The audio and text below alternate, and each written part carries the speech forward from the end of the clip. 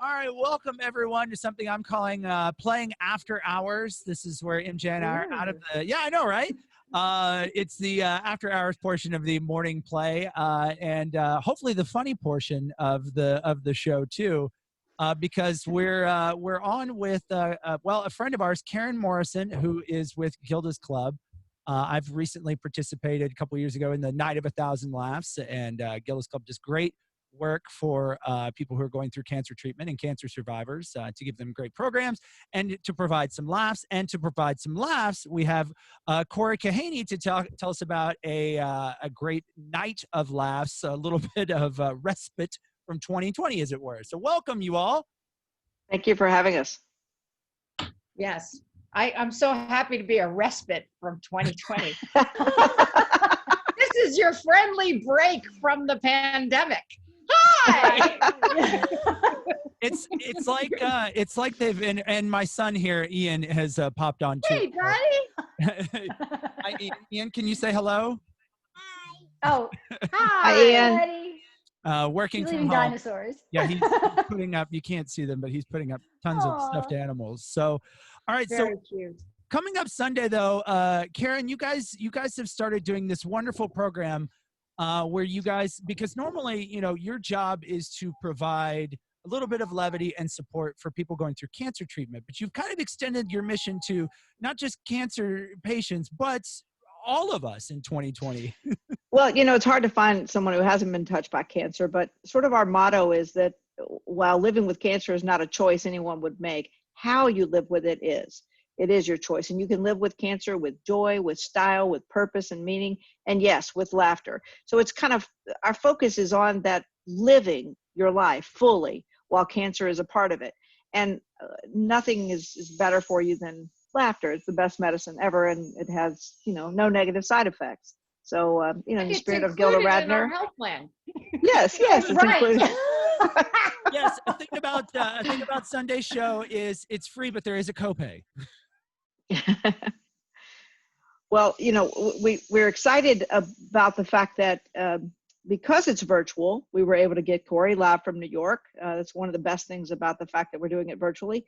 And the second thing is it's open to everyone at no cost. Typically, we would be doing this at the Palace, and there would be a cost, and we would have all of our local comedians, and we may be back to that next May, I hope. But this year, we're taking the lemons and trying to make some good lemonade with creating an event that's open to everyone, and will give us some good fun for a great cause. Well, Love that.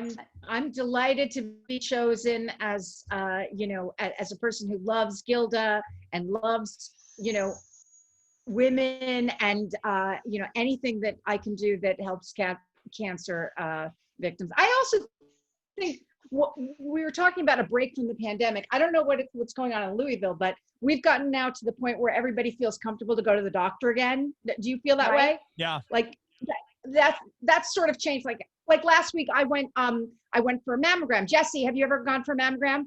It's amazing. You have to go. Jesse, I don't know what you're missing. So I go for you too. And I tell my friend, I said, listen, I got a mammogram tomorrow. And she goes, oh, did you prepare? And I said, there's homework for a mammogram? Right? Oh, yes.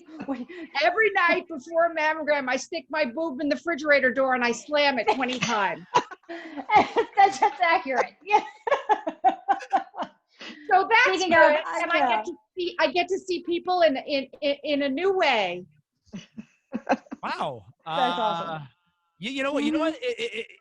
Why not? It's 2020. I'll sign myself up for one. Actually, non-jokingly, breast cancer does run in the male side of my family. So I will say not as often as I probably should, but I do occasionally check myself for lumps because I had an uncle who dealt with breast cancer. So maybe I should go for a mammogram. I'll go. I'll go upstairs tomorrow after this, and I'll go start slamming them in the fridge just to prepare.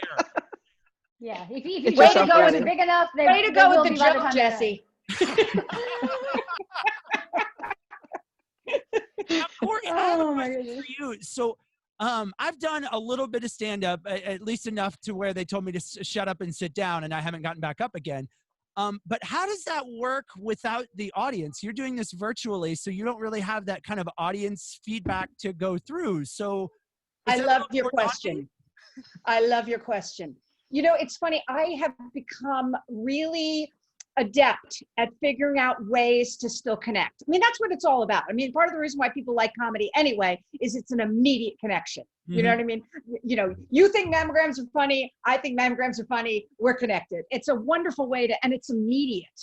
So what I do is I usually tell the audience, listen, as much as you can, keep your cameras on so that I can scroll through and see all your faces. And let's just pretend we're all getting a hearing test. So I go, you know how when you hearing test, you go like this, and you know, you can hear on this side or on this side.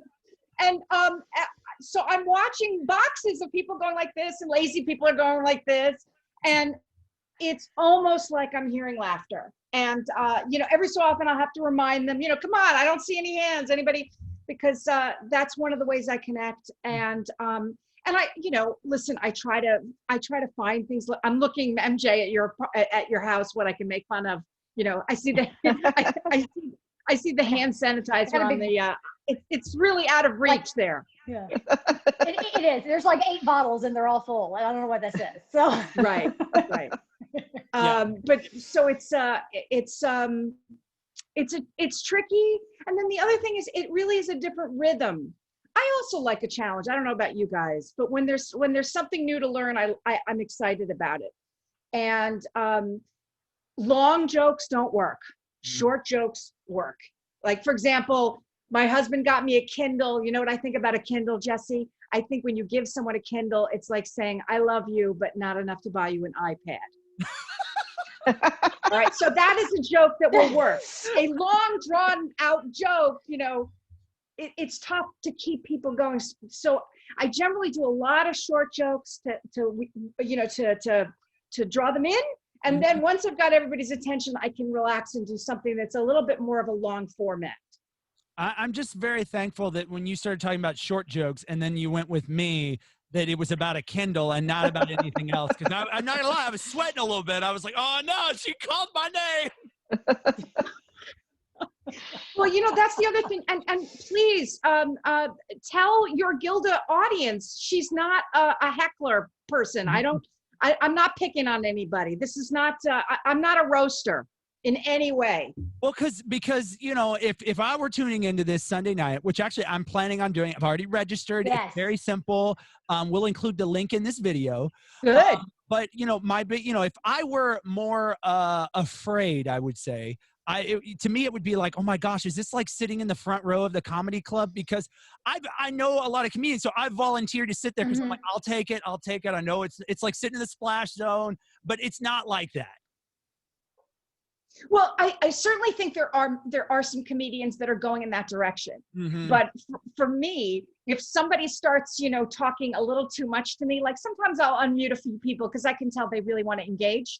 And if they overdo it, you know, I'm like, I think maybe you were a middle child, you didn't get enough attention, and I hit the mute button. So it's fantastic. You know what I'm saying? Some of the things are really fun. I was gonna say that's probably a bonus for you all is to be right. Oh, you're heckling, mute.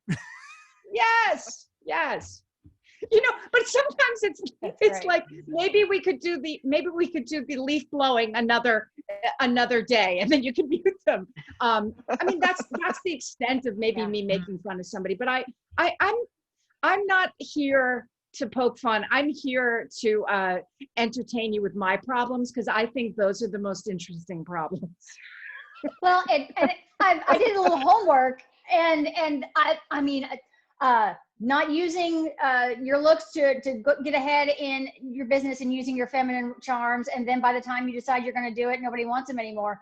Girl, you know, and so much self-depreciating, but they're all things, everything that was just like, yes, and yes, ooh, and the kid, yes, and the husband, yes. So right. Ticking off all the boxes, and that makes it much more fun to be involved, to feel like you're involved, but we don't have to bother you because we're enjoying it from watching you tell stories we all relate to, and it's so much fun.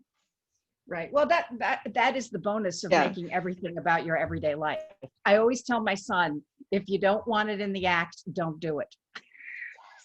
Yes. We have those same conversations on you don't want me to talk about you being naked in the kitchen? Don't be naked in the kitchen. That's how that works. That's a true story, and also story she got in trouble for telling, as well as the follow-up. Yes, I did. I might have made it into a promo that ran a few times too, so that didn't help for sure. So Yeah. But you know, when we had to postpone this event from May to September, and then it began to look like we were going to have to do it virtually, I took it upon myself, and several of us did, to go watch every virtual comedy thing we could. Mhm. And Cory was the first person I saw who made me laugh out loud. And I had headphones on, so the rest of my family's peeking around the corner like, what's wrong with you? Because tears are streaming down my face, and I'm laughing out loud. And then I thought, well, it's so relatable, just like you said. So then I went and had my 17-year-old watch, and I started asking other people of all ages, men, women, do you think this woman is hilarious? And they all said the same thing. She's absolutely hilarious. I'm like, we have got to get her here, and I'm so thrilled that we did. Really, I mean, I'm looking forward to it. That's a terrifying. I'm just gonna bask in the compliments. It's absolutely delightful.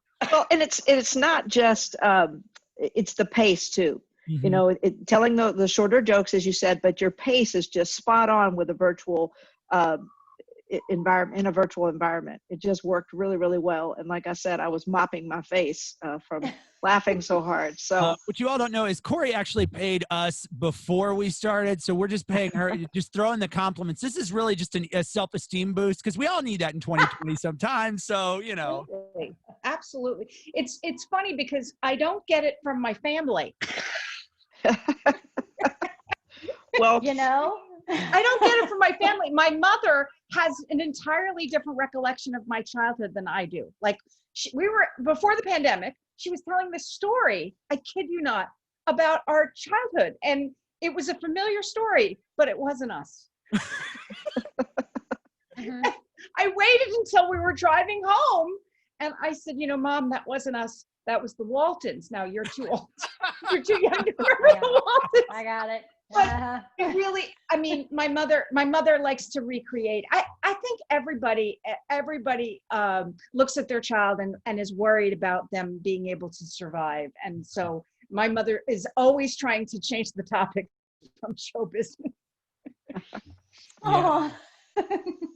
Yeah, there's an infamous story about my mom and a family portrait that doesn't have me in it, that was hanging up in their house up until like 2 years ago. And the reasons as to why I'm in it changed every couple of years or so. When she came up with a better and better excuse, I'm like, no, Mom. And she's like, that didn't happen. I was like, I was there. Well, okay, I wasn't there, as you can tell by the picture, but I was there. I went to war. I was 17. Yeah, it was like, wait a minute. Yeah. So now shifting gears a little bit, Karen, how have things with the pandemic, how have things affected what you guys are doing at Gilda's Club? Obviously, this event, which is going on Sunday night, has got to be virtual. But what about some of the other things that you guys do? Well, of course, our new facility on Grinstead is closed, and our new branch office in West Louisville has yet to open. We were scheduled to open April 1st, but we are serving more people than we ever have before because we pivoted everything to virtual. So we've got more than 100 program offerings every month virtually, and it's everything from support groups, art, music, cooking classes, lots of exercise classes. Those have been really, really popular. Social events, and we try to get comedy in there when we can. We're doing a resilience series right now, and Cory's agreed to come back in November and do a talk for us there, because I saw her TED talk, and I'm like, we got to have her. We need her twice. We need her once for comedy and once for this resilience talk, which is also hilarious, but very serious and poignant too. Mm-hmm. Everybody's going through cancer. It is tough stuff, and they need us now more than ever, because living with cancer during a pandemic, I mean, can you imagine? And can you imagine being diagnosed with cancer during a pandemic? I will say one thing. We're talking about we're working up our nerve to go out more and more, right, these days. But cancer diagnoses are down this year 48%, and that's because people were afraid to go to the doctor. Yeah. So that's gonna negatively impact the mortality rates and prognoses for folks down the road. I think they're getting feeling safer to do that now. But there were a few months there where people weren't going anywhere, and including ignoring, health symptoms and not seeking medical help. Yeah. So we're thrilled that they can join us virtually, realize they're not alone, and reach out through their computer from all over the state. So many people will be tempted to diagnose themselves using WebMD. And for me, it's always the same prognosis. It's either lupus or a sinus infection. And when you don't know what it's going to be, it's right. It's important that you just you have to get to a doctor and have somebody that is qualified give you the diagnosis. Yeah, for sure. My wife is she before all this was a little bit of a hypochondriac, and of course, as things progress, she's also a kindergarten teacher. So, and she just had our second child, so we have two. And congratulations. Thank you. Right as everything shuts down, like I remember one day I sneezed twice in a row, and she looked at me and she's like, "You need to go get tested." And I was like, I'm cooking. I sneezed, and she's like, "Go get tested." I was like, "Okay, I'm sorry." And you're right. My mom is a 2-time cancer survivor, breast cancer, and then a crazy thing in the neck that she's like in a book now.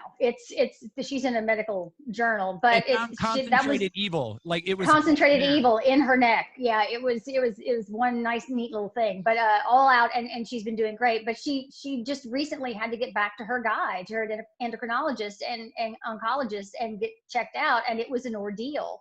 And she's a pushy lady, so she wasn't afraid to go. She was mad that they wouldn't let her go because she was ready to go and told them they don't know what's good for her. So she did get out, but I think it's very important what you said about if you're concerned a little bit, and people feel so isolated now with the 2020 mess that we're in, and then you add on top of it, that fear, that to have you there to fill that void and be a friendly voice, and to be able to give a fun evening where other people can, oh, well, look at all these other people that are interested, and these other people that are, I think it's more important than a lot of people think on the surface, that personal touch when we don't have that very often. Right. This is not fun. This is not meant to be funny, but I once heard a statement that I love, and it's like, don't delay the pain. So if it turns out that you have to go through a tunnel of pain, for lack of a better word, why are you delaying it? Get through that tunnel, get to the other side. You're much better off, facing it now than delaying it, because the delaying it just adds all this anxiety getting up to the tunnel. And it's been a hard one for me to embrace, like calling to see if, they'll let me pay late, or calling if they'll let me take half the money. Those kind of things are really tough. But when I've done them, I'm like, wow, I did that. It wasn't so bad. Yeah. MJ and I've talked, and my wife and I've talked, this kind of idea, this kind of notion or thinking was going on before the pandemic, because we were talking about, testing and getting COVID tested. But even like going to the doctor about a lump or something like that, people are afraid. It's easier to live in that gray area of uncertainty for some people than it is to live in the either or. It's the minor suffering of, well, what could this be, versus getting the finality, even though, because the chance of it being cancer, of it being COVID, or, it being something else. And it's a shame, and we need to move out of that sort of ambiguity, that gray area, and move into the certainty with whatever that is. If it's not a positive cancer diagnosis, then that's great. And if it is, know that there's so much caring and support, and so many communities and so many resources out there for you. So it's not as bleak and it's not as dark as you think. Right. And the symptoms, you do it. Yeah. Yeah. The symptoms of cancer that we treat at Gilda's Club are fear, anxiety, depression, helplessness, hopelessness. Right. And those are symptoms that are experienced not just by the person with a diagnosis, but the whole family. Mm-hmm. And Absolutely. so coming together and realizing first, you're not alone, is key in that, and being able to connect with others who are on a cancer journey. And then second, people realize there are other people who are worse off. And that can be empowering, in that I think that being needed is a much more powerful motivator than need. And people sometimes get up and come to the screen or come to the clubhouse, as it were, to see how their friends are doing. And there are folks who are going through chemo who have friends who are in the hospital or who can't get out and weed their yard or can't make soup for themselves. And so they're like, well, I'm still able to do that. And so instead of being that victim or the helpless person, they have expertise and empathy to share with others. And I think that's very, very empowering. They just go from being that person who's, isolated and everybody feeling sorry for them to somebody who's empowered with, I am an expert at living with cancer and I can help others who are going through that. I mean, I saw my own daughter transfer from feeling like this was something that made her weak and different in a really bad way to sort of taking it as a badge of courage and wanting to talk about it and realizing, I'm a survivor and I'm still facing health challenges with courage. She used to have a picture of 5 kids on her cell phone who had died of cancer, and it said they wouldn't waste 1 minute. And she said, there's no reason why I survived and they didn't, not really, but I owe it to them to make reason out of it. I carry their hopes and dreams with mine. And I said, kiss a boy, have a beer. You're in college. That's amazing. That's amazing. And a lesson for everyone. That's great. Gilda Radner said, once you join the cancer club, you're a member for life. So it's kind of like being a New Yorker, I guess. Once you are, you're there you go. And so they can relate and connect in ways and that people who may support you in the community from your church or your neighborhood or your family just don't quite get it the same way other folks who are in it and going through it get it. So it's pretty powerful. Karen, I appreciate you. Cory, we appreciate you as well. So the virtual event is Sunday night. We will include the link with this video. So go in, you need to register and they'll send out the link for all that stuff because, we only have room for so many people to heckle poor Cory. I mean, or to no, to just sit there like this the entire time.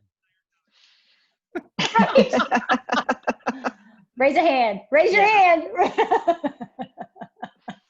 So no, and thank you, Cory, for doing this, being part of this. I know, again, as we talked a little earlier, virtual comedy is not always an easy thing. It is a challenge, but I know it's going to make But you got a pro. That's right. Don't you forget it. Right. But we have the best. We have the expert. The compliment time that was earlier, Cory. You got to pay another $20 a minute. But I want to make sure people know you're getting the Mac Daddy or the Mac Mommy, if it will, of virtual comedy. You are. That's right. That's right. She's got a system. Yeah. And where do they need to go to make the reservation again? It'll be Gilda's Club. It'll be on the Gilda's Club website. I'll include the link on here. It's just the easiest way to navigate that on the video here. So it should be very easy to find. And again, it's Sunday night. It's going to be a blast. So tune in and enjoy yourself and laugh, because right now, whether you are going through cancer treatment or you're just dealing with the everyday of anxiety, we all need the cathartic release of a little laughter in our lives. And Karen, thank you to Gilda's Club for all that you are doing to provide that. Well, thank you. It's gck.org, by the way. But there you go. Thank you. Register now. It's going to be great. Epic.